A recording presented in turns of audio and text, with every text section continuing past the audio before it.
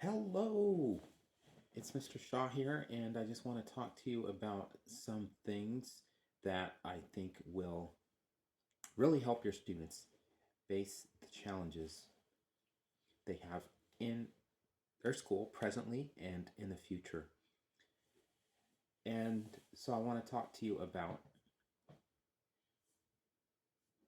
one of the three pillars that I have in my tutoring program, and this is organization.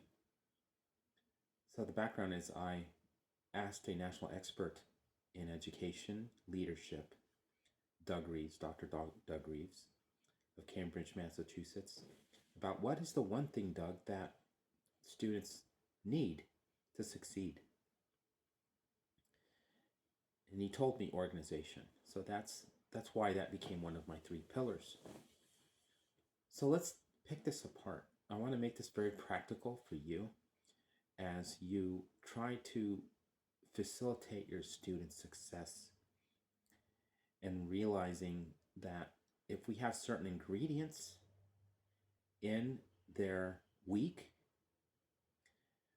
then a lot of the work will take care of itself, I think. So,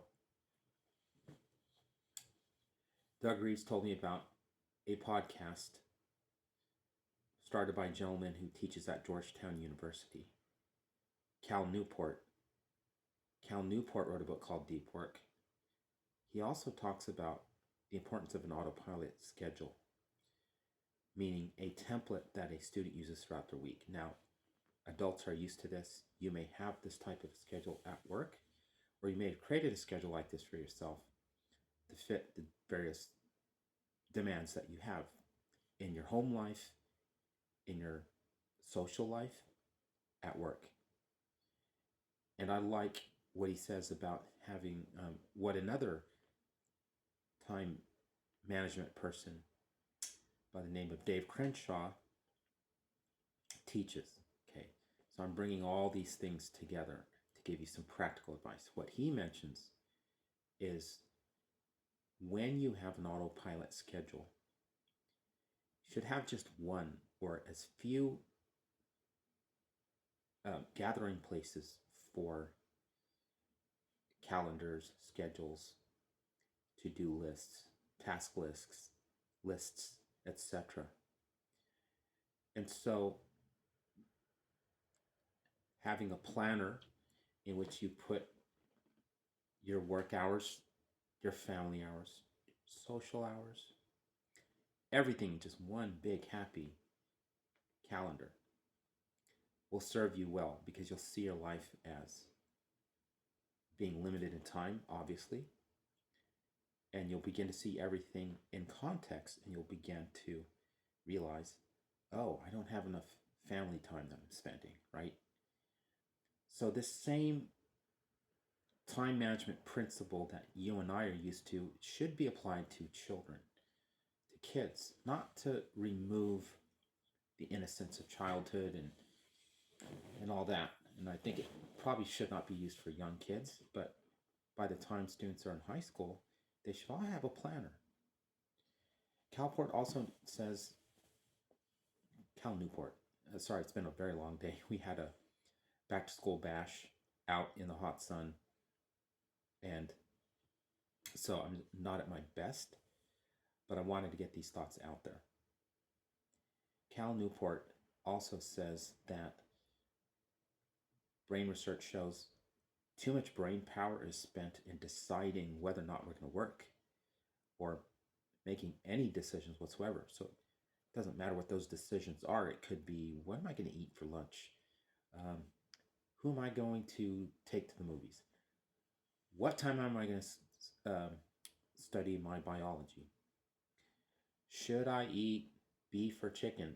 Okay, so all these thousands of decisions are decreasing a student's bandwidth, meaning the amount of available energy to pay attention to an important task.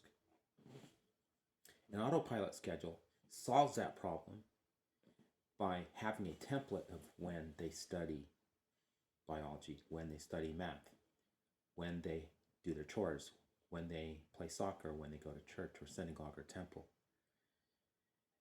But it takes all the guesswork out. And it really shows the perspective of time. So I want to talk to you about something academic. I want to tie this right into your student struggles, because you as a parent think constantly about your students' struggles, and you wonder and you hope that this is not going to deny them entry to their top choice college or program, or just make graduating much more difficult.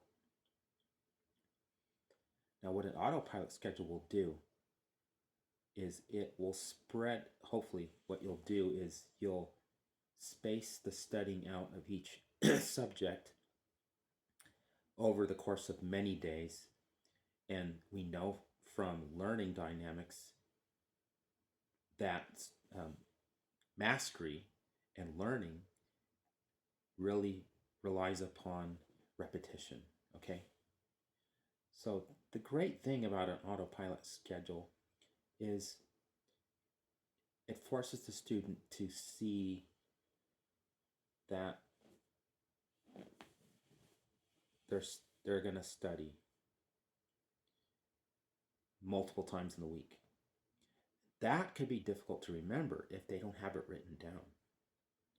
So if they don't have a planner, this idea that I'm going to have repetition, I'm going to make a rough draft on Monday, I'm going to let it sit overnight, I'm going to revise it on Tuesday, Wednesday I'm going to edit it, Thursday I'm going to make any last minute changes, and then Friday I'm going to turn it in.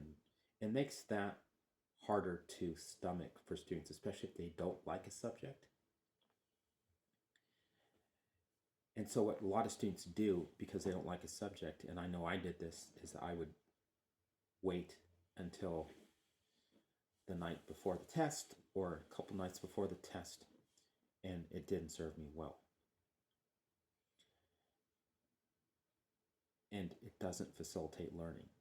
So my whole point here is structuring our time will allow us to apply the principles of spaced repetition of learning over the course of a week so that we don't have to keep track of it, and we can be very thoughtful and deliberate and conscious about how much time we need for English, biology, algebra, etc. And so I'm gonna, the last point I want to make in this rather long video is a lot of students' problems, I believe, and I can't prove this, but I know I've seen this, that the real issue with them not being able to master a particular subject is not that they're not good at it, and that may be part of it. They're probably not extremely strong in math, or they don't have a high interest in writing and speaking, listening. So the autopilot schedule lowers the effective filter. It increases the amount of bandwidth, energy students have to devote to a task. And then I think a lot of these challenges will disappear, because I believe a great percentage of bad grades in subjects have less to do with the academic side of things and more to do with how we are dealing with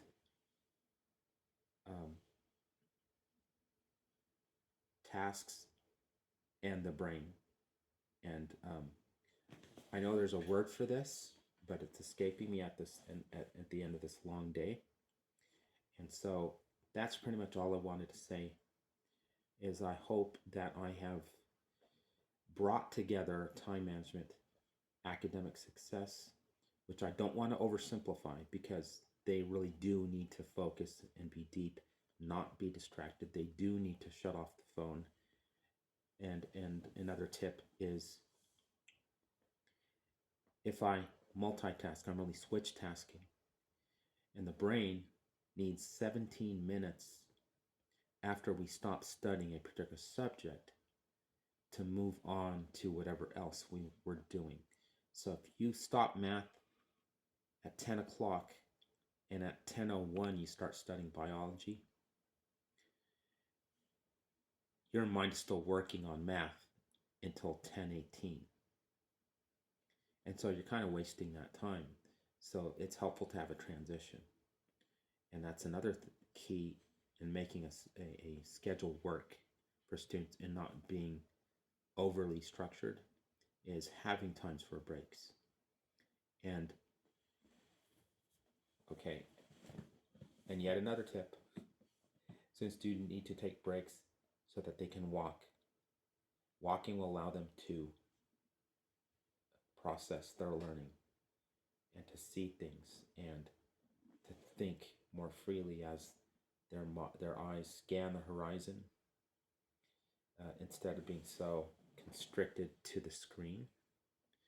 And so, again, I guess the larger point I'm trying to make is structure determines behavior, and the phenomenology, in other words, the way that we interact with our time, with our bodies, with our attention, and with the books and all of those learning materials, is a huge part of learning that we need to pay attention to. We do need to pay attention to our environment. So, for the 3 or 4 people that have stuck with the video this far, up to 12 minutes, thank you so much. And the description will have a link to my Facebook page. And if you want me to give you the 3 pillars in the form of a one-on-one strategy session where we can talk about your students' goals and or whatever is holding them back, then do contact me, and I will see you on the next video or on one of my pages or in one of the strategy sessions.